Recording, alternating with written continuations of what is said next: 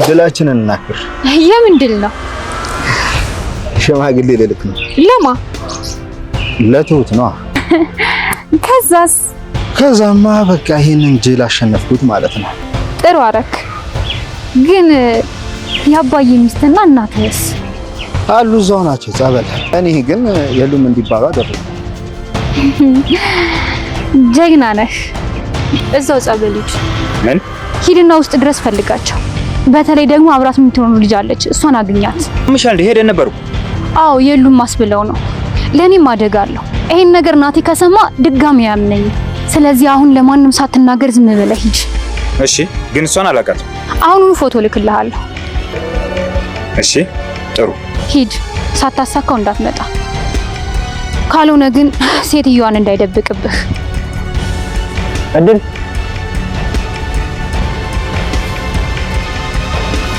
ባለቤትህ ከአደጋ የተረፈች ሕፃን ጋር ነው የምትኖረው።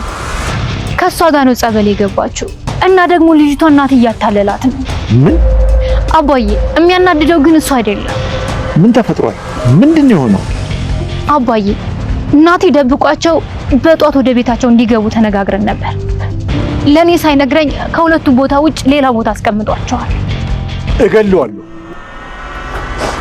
እንዴ ምን እያደረክ ነው? ልቀቀው እንጂ።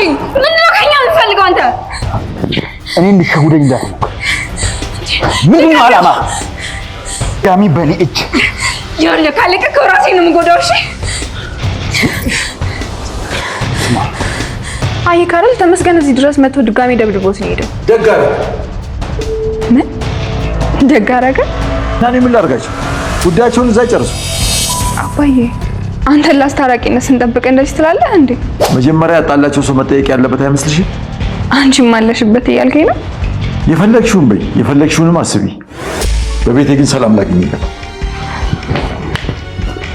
ተመስገን የሰማውን እውነት ይዞ ሴትይቷን ፍለጋ መንገድ ሊጀምር ባሰበባት ሰዓት በንዴት ቲና ለአባዬ ደውላ ይሄ ልጅ ንዴቱ ብዙ ነገር እንዳያስደርገው እባክህ አባዬ ልጅ ወደ ቤት እንዲመጣ አድርገው ብላ ለአባዬ ደውላለች። ታዲያ በዚህ ሰዓትም አባዬ ወዲያውኑ ስልኩን ደውሎ ተመስገንን ሊሄድ ካሰበበት ቦታ ቀርቶ ወደ ቤት እንዲመጣ በቁጣ ይነግረዋል። ታዲያ በዚህ ሰዓት ተመስገንም የሱን ትዕዛዝ ተቀብሎ ወደ ቤት አምርቷል። ቤት ሄዶ በሚቀመጥና ሊያወራ በሚፈልግበት ሰዓት ግን ትሁት ቤት ውስጥ ስለነበረች ያለውን ነገር በፍጹም ማውራት አልቻለም ነበር። ስለዚህ እባክሽ አንድ ጊዜ አባዬን ለብቻው ላወራው ፈልጋለሁ፣ ልትወጪ ትችያለሽ ወይ ብሎ ይጠይቃታል። አባዬ ከኔ የሚደብቀው ሚስጥር የለውም፣ ሁሉንም ነገር ይነግረኛል ብላ ትለዋለች። እሱ ግን አባዬ ወይ እሷ ትውጣ ወይ ደግሞ እኛ እንውጣላ ብሎ ይጠይቃል። ታዲያ በዚህ ሰዓት ጋሼም ትሁቴ አንድ ጊዜ ውጪ ቆይም ብሏት ትሁት እያዘነችም ቢሆን ከክፍሉ ወጥታ ትሄዳለች። ታዲያ አባዬ ምንድነው የተፈጠረው ተመስገን ብሎ ይጠይቀዋል። ተመስገን ናቲ እያደረገ ስላለው ነገር ሁሉንም ነገር ይነግረዋል። እሱም ይሄንን እንዴት እንዳወቀ ሲጠይቀው ቲናን 500 ሺህ ብር ከፍሏት ለሱ እንድትሰራ አድርጓታል። ታዲያ ቲና ለሱ የምትሰራ እየመሰለች አንተን ላለመካድ ስትል መረጃዎችን ለኔ እየሰጠች ነው። እሷ ናት ይህንን ነገር እንዳውቅና እንድደርስበት የረዳች እንጂ እሷ አንተ ላይ በፍጹም ክፉ ነገርን አታስብም በማለት ለአባዬ ነግሯል። ታዲያ ከአባዬ ጋር ወሬ አውርተው እንደጨረሱ ተመስገን ወዲያውኑ ለመሄድ ነበር ያቀረው። ታዲያ ተመስገን ከቤት ጥሎ ይወጣል። ትሁትም ተመልሳ ወደ ቤት ትገባለች። ታዲያ አባዬን ቆይ ግን ለምንድን ነው ከኔ ሁሉን ነገር የምትደብቁት ብላ ትጠይቀዋለች። እሱም ከሷ ምንም ነገር እንደማይደብቅና ነገር ግን ሁሉንም የማደርገውን እያንዳንዱን ነገር ቀስ ብለሽ ይገባሻል ሲል ነግሯታል። ታዲያ ታሪካችንም ሲቀጥል ተመስገን የአባዬ ሚስት አለችበት ወደ ተባለው ስፍራ አቅንቷል። ታዲያ በዛም ሲደርስ ትሁትን እዛ ቦታ ላይ አግኝቷት ነበር። እሷም እሱን እየጠበቀችው እንደነበርና ከሩቅ አይታ አብራው መሄድ እንደምትፈልግ ነግራው ተያይዘው ሁለቱም ይሄዳሉ። ታዲያ በዚህ ሰዓት ናቲ ወደ አባዬ ያቀናል። እጅግ በጣም ደስ ብሎ ሳሎን ውስጥም ሄዶ ከተቀመጠ በኋላ ትሁት እንዳለች ሲጠይቀው ትሁት የት እንዳለች እንደማያውቅና ደውሎ እንዲጠይቃት ይነግረዋል። ተመስገንም አይተው አባዬ እዚሁ ሆኜ እጠብቃታለሁ ቅር ካላለ ብሎ ይለዋል። አባዬም ምንም ወሬ እንደማይፈልግና ቁጭ ብሎ ብቻ መጠበቅ እንደሚችል ነግሮት እንደውም ላይ ልሄድ ብሎ ተነስቶ ጥሎት ወደ ላይ ሄዳል። በዚህ ሰዓትም ቲና ትመጣለች። ቲናም ከገባች በኋላ ወሬያቸውን ይጀምራሉ። ናቲ ደስተኛ ነህ ምን ተገኝቶ ነው ብላ ተጠይቀዋለች። ታዲያ ናቲም ያሰብኩት ስለተሳካልኝ ብሎ ይላታል። ቲናም ታዲያ ስለ ሰዎቹ ተጠይቀዋለች። ናቲም ሰዎቹን ቦታ እንደቀየራቸውና ከሷ ጋር ያወሩትን ነገር እንዳላደረገ ይነግራታል። ታዲያ ቲና በዚህ እጅግ በጣም ስትናደድና አንድ አብሮ ከሚሰራ ሰው የማይጠበቅ ነገርና እምነት የሚያጎል ነገር ነው ያደረገው በማለት ቲና በናቲ እጅግ በጣም ስትበሳጭበት ተመልክተናል። ናቲም ይህንን ነገር ማድረጉ ታዲያ መፍቱ እንደሆነ ሲመልስላት አይተናል። እንዴት ቀልድህን ቀቅለ ብለው ካልተማመንን ከዚህ በኋላ ካንተ ጋር ብሬ አልሰራም፣ እኔን ደግሞ የምትፈልግበት ቀን ሩቅ አይደለም ቅርብ ነው ብለው ሲለያዩ እንመለከታለን። ታዲያ ቲናም ስትወጣ አባዬ አብሯት ነበር የወጣው። ወደ አንድ ካፌም ሄደው ማውራት ይጀምራሉ። ቲናም ለአባዬ ባለቤትህ ከአንዲት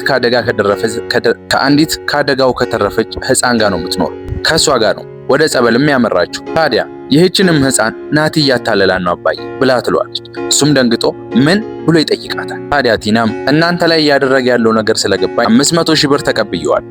አንድ ገንዘቡ ስለሚያስፈልገኝ፣ ሁለት ደግሞ መረጃው እናንተን ስለሚያስፈልጋችሁ ብላ ትለዋለች። አባዬም ቲናም በስነ ስርዓት እንድታብራራለት ይጠይቃታል። ታዲያ ቲናም አባዬ ይኸውልህ ነገሮች ሁሉ እያስጠሉ እንደሆነ ይገባኝ፣ ነገር ግን ይሄ ሁሉ ነገር እንዲሆን ምክንያት እየሆነች ያለችው ትሁት ናት ብላ ትለዋለች። እሱ ትሁት እሱ ላይ ምንም ነገር እንደማታረግ ይላታል። ታዲያ እሷም አዎ አንተ ላይ ምንም አታረግም፣ ነገር ግን ጠላትህን ያቀረበችበት የውላ አባዬ ልንገር እውነቱ ናቲ ነው ባለቤትህን የደበቃል። ታዲያ ለተመስገን እውነቱን ነገር ናቲ ሰዎቹን ወደ ቤት ይልካቸዋል ጠበል አይደሉም ብላ እንደነገረችውና ነገር ግን ከሷ ጋር ሳይነጋገሩ ሐሳቡን እንደቀየረና ሌላ ቦታ እንደወሰዳቸው ለአባዬ ተነግሯል። አባዬም በዚህ እጅግ በጣም ሲናደር ተመልክተናል። ቲናም ታዲያ ተመስገን ተናዶ የው ነገር እንዳያደርግ እባክህ አባዬ እሱን ተቆጣጣው፣ ናቲን በብልሃት እንጂ ሁሉን ነገር የምናጋለጠው በጸብ አይደለም ብላ ሁለቱ ይሄን ሲያወሩ ተመልክተናል። ታዲያ ተመስገንም የሄደበት አልቀና ብሎት ከትሁት ጋር ብስጭት ጀምሯል። ይሄ ሁሉ የናቲ ስራ እንደሆነ ገብቶታል። ታዲያ በዚህም ከትሁት ጋር ይጨቃጨቁና ትሁት አሁንም ነገሮች በሱ ምክንያት አይደለም እየሆኑ ያሉት እድለኛ ባለመሆናችን ነው ብላ በማሰቧ ምክንያት ተመስገን በዚህ ተናዶ ጥሏት ሄዷል። ታዲያ ተመስገን አባዬን ምን እለዋለሁ እንዴትስ ነው ፊቱን የሚያየው የሚለው ነገር ነበር እጅግ ያስጨነቀው። ታዲያ ተመስገንና ትሁትም ወደ ቤት ሲደርሱ ናቲ ነበር ቤት ውስጥ። ታዲያ ናቲን ሲያው እጅግ በጣም የተናደደው ተመስገን ወዲያውኑ ናቲን በቦክስ በመማታት አንገቱን አንቆ እገልሃለሁ አንተ ሰውዬ ከኛ ምንድነው ፍላጎትህ ብሎ ይጠይቀዋል። ታዲያ በዚህ ትሁት እጅግ በጣም ተደነግጠና ልቀቀው ተመስገን አለበለዚያ ራሴ ላይ የሆነ ነገር አደርጋለሁ ብላ ትላለች። በዚህም ተመስገን በድንጋጤ ይለቀውና ትሰማኛለህ አልጨረስንም ሁሉን ነገር እገልሃለሁ አሳያለሁ ብሎ ዝቶበት ከቤት ጥሎት ወጥቷል። ታዲያ ተመስገንም በንዴት ከቤት ጥሎ ሲወጣ ቲናን አግኝቷታል። ቲናንም ስለተፈጠረው ነገር እንድታብራራለት ይጠይቃታል። ታዲያ ቲናም እሷም ምንም እንደማታውቅና ጠዋት ቤት ስገባ ሐሳቡን እንደቀየረና ሌላ ቦታ እንደወሰዳቸው ያወቁ ብላ ትለዋለች። እሱም በምን ምክንያት ብሎ ሲጠይቃት በፍጹም እንደማታውቅ ተመልስለታለች። ታዲያ ተመስገንም በመናደድ ጥሏት ይሄዳል። ታሪካችን ሲቀጥል ቤት ውስጥ ትሁትና ናቲ እያሉ አባዬ ይመጣል። አባዬ መጥቶ ሶፋ ላይ ሲቀመጥ ትሁት ወሬ ትጀምራለች። አየህ አይደል አባዬ እቤት ድረስ መጥቶ ናቲን ምን እንዳረገው ብሎ ይላል ብላ ትለዋለች። አባዬ ደግ አረገ ብሎ በጩኸት ይመልስላታል። እንዴ አባዬ አንተ ማስታረቅ ሲገባህ እንደዚህ ትላለህ ብላ ትለዋለች። አባዬም በንዴት አይመለከተኝም ጉዳያቸውን እዛው ራሳቸው ይጨርሱ፣ በዛ ላይ ደግሞ የጉዳዩ ባለቤት እያለ እኔ ምን ቤት ነኝ ብሎ ይመልስላታል። ታዲያ ትሁት አንቺም አለሽበት እያልከኝ ነው ብላ ትለዋለች። አባዬ የፈለግሽውን ነገር አስቢ፣ የፈለግሽውን አድርጊ፣ ነገር ግን ነግሬያችኋለሁ በቤቴ ሰላም ላግኝበት ብሎ በቁጣ ተናዷል ጥሏቸው ይሄዳል። ታሪካችንም ይቀጥልና ተመስገንም አባዬን ሄዶ ይቅርታ ይጠይቀዋል። አባዬም ሁሉን ነገር ቀድሞ ስላወቀ ምን አረክና ልጅ አንተ ለኔ እየለፋ ነው፣ ነገር ግን በዙሪያ እንቅፋት ብዙ ብሎ በዚህ ሐሳብ እንዳይጨነቅና ነገሮችን በእርጋታ መሞከር እንዳለባቸው ሲያወሩ ተመልክተናል። ታዲያ የበንዲ እንዳለ ትሁት ነገሮችን ለማበላሸት የወሰነች ይመስላል። አባዬ ናቲና ትሁት ሆነው አንድ ትልቅ ነገር ልታወራቸው እንደምትፈልግና አሁን ላይ ወሰና የደረሰችበትም ነገር ናቲ ሽማግሌ ልኮ በፍጥነት ማግባት እንደምትፈልግ፣ ይሄ ነገር ካልሆነ ተመስገን እንደዚሁ ዝም ብሎ እንደማይተዋቸው ትነግራቸዋለች። ታዲያ በዚህ ሰዓትም ናቲ ደንግጦ ያላሰበው ነገር ስለሆነበት ትሁት እኔ ላስቸኩልሽ አልፈልግም፣ ረጋ ብለን ማድረግ የምንችለው ነገር ብሎ ይላታል። ትሁትም አሁን ላይ መሆን እንዳለበትና አባዬም ሽማግሌ እንዲሆነው ጠይቀዋለች። ታዲያ አባዬ በፍጹም እንደማይሆንና ሊሆንለት እንደማይፈልግ ሲቀጥልም ደግሞ ሽማግሌ እንኳን ቢሆን ልጠይቅ የሚገባው አንቺ ሳትሆኚ ራሱን ብሎ ይላታል። ታዲያ በዚህ ሰዓት እሺ አባዬ እኔ ልጠይቅህ ሽማግሌ ትሆንኛለህ ብሎ ሲጠይቀው ተመስገንም ይህንን ጥያቄ ጠይቆኛል፣ ለሁለታችሁም ሽማግሌ መሆን አልችልም፣ ስለዚህ በፍጹም የእናንተ ሽማግሌ ሆኜ ወዴትም አልሄድም ሲል መልሶለታል። አባዬም ይሄን ከተናገረ በኋላ ጥሏቸው ይሄዳል። ታዲያ ናቲም ቆይ ግን ትሁቴ አንቺ ይሄንን ያልሽው ከልብሽ ነው ብሎ ይጠይቃታል። ትሁትም በመናደድ ዝግጁ ካልሆንክ ንገረኝ ብላ ትለዋለች። ናቲም ዝግጁ እንደሆነ ይነግራታል። ትሁትም እንዲህ አይነት ጨዋታ ከጀመሩ ተጋብተን እናሳያቸዋለን ብላ ማይሆንልህ ስትጋባ ተመልክተናታል።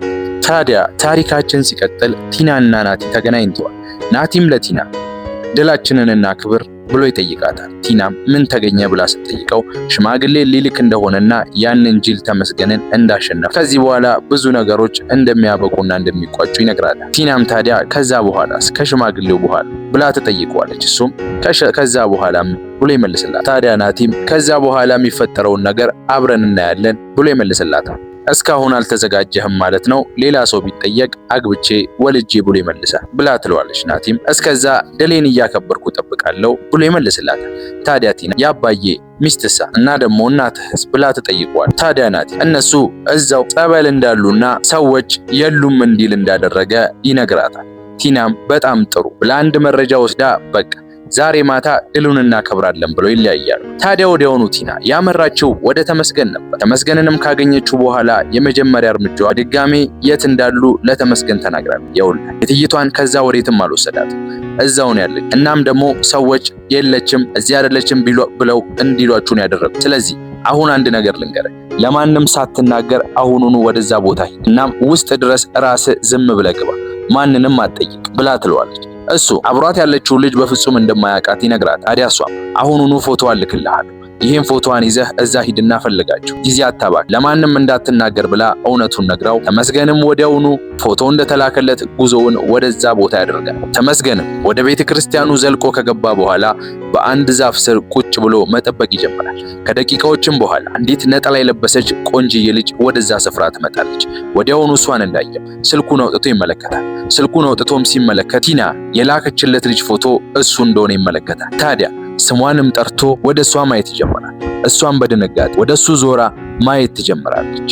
ውድ የቻናላችን ቤተሰቦች ለዛሬ ይዘንላችሁ የቀረብነው ክፍል ይህንን ይመስል ነበር። ልጅቷ ተመስገንን ስትመለከተው ምን የምትል ይመስላችኋል? ተመስገንስ እሷን አውርቶና አሳምኖ ወደዛች ሴትዮ ይዛው ሄዳ ለአባዬ ሚስቱን አግኝቶለት ይዞ ይሄዳል ብላችሁ ታስባላችሁ? ወይንስ እሷን ከሩቅ ዓለም ተመልክታት በድጋሜ ሴትይቷን ብቻዋን ትደብቅበታለች ብላችሁ ታስባላችሁ? ሐሳብ አስተያየታችሁን በኮሜንት መስጫው ላይ አስቀምጡልን። ቪዲዮአችንን ከወደዳችሁት ላይክ እያደረጋችሁ ለዚህ ቤተሰብ ደግሞ አዲስ ከሆናችሁ የሰብስክራይብ በተኗን እየተጫናችሁ በቀጣይ ቪዲዮ እስከምንገናኝ ድረስ ቸር ያቆየን።